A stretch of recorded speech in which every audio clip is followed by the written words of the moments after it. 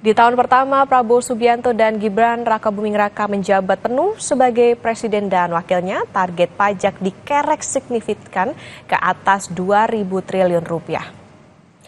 Rinciannya 2.189,3 triliun atau naik hampir 14% dibandingkan estimasi tahun ini di 1.921 triliun rupiah. Kementerian Keuangan bilang target tahun depan bukan angka yang mudah diraih.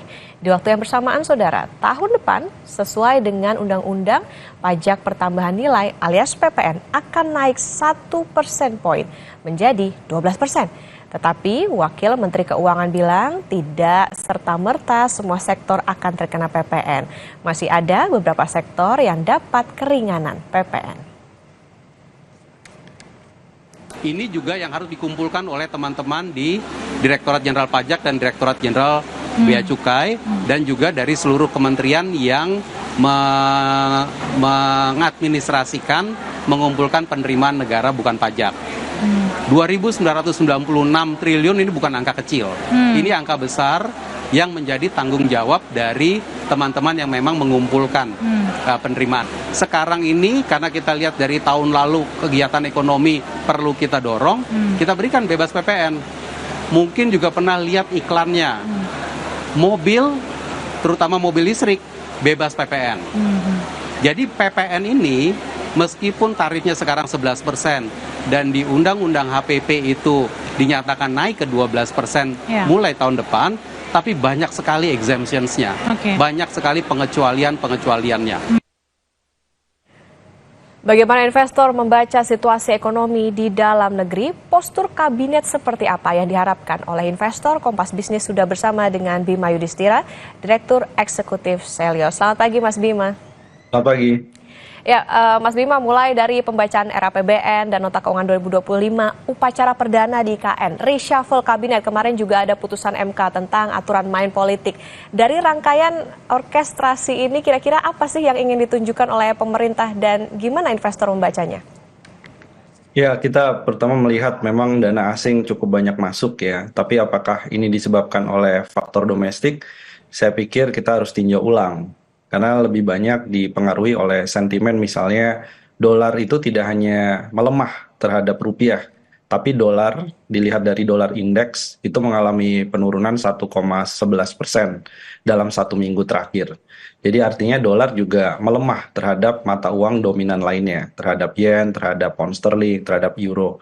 Jadi kita lihat memang sentimen yang terbentuk adalah sentimen yang dipengaruhi oleh kondisi yang ada di Amerika Serikat. Dan ini lebih dipengaruhi oleh keputusan mungkin nantinya ada Bank Sentral Amerika, harapannya di bulan September bisa menurunkan suku bunga 25 basis poin dan diikuti oleh Bank Indonesia menurunkan suku bunga lagi.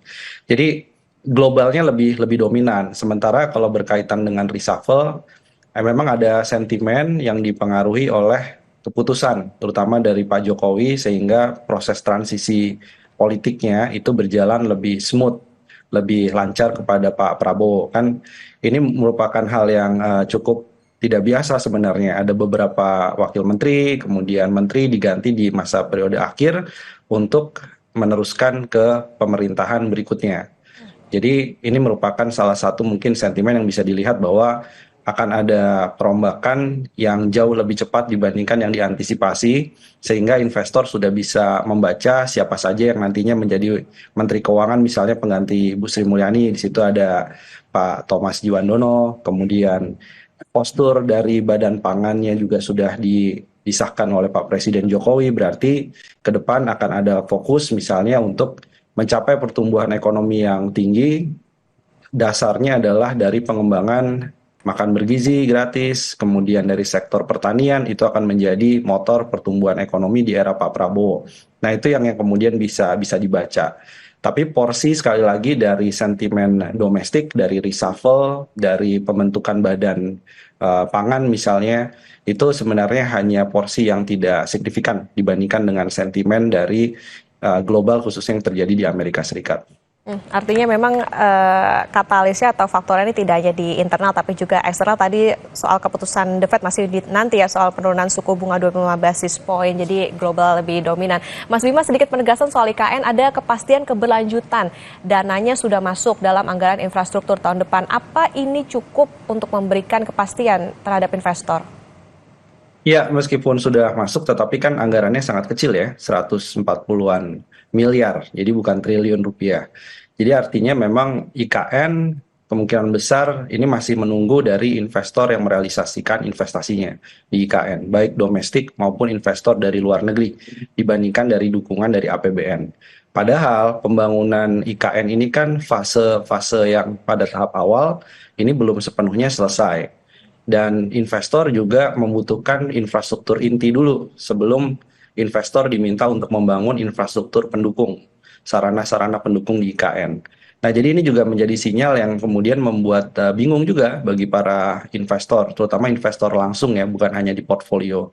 Bagaimana kemudian kelanjutan IKN di era Pak Prabowo, mana yang lebih prioritas, apakah program janji-janji populis Pak Prabowo seperti makan bergizi itu yang lebih prioritas dibandingkan dengan IKN. Tapi kalau di dalam RRA APBN di nota keuangan 2025 memang terlihat IKN beberapa kali disebut, ditunjukkan dampak terhadap ekonominya, tapi sebenarnya secara porsi anggaran itu sama sekali tidak memadai kalau hanya mengandalkan angka yang sangat kecil di dalam rencana APBN.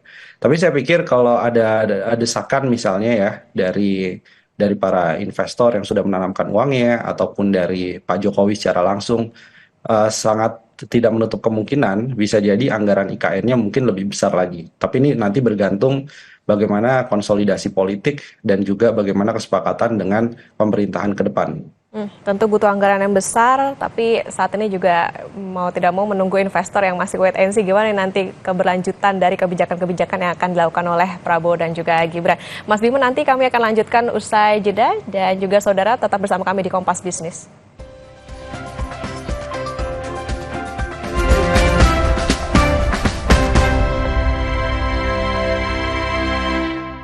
Tiara Enza cerdas serba bisa, upgrade susu pertumbuhannya ke Healthy Way Kids.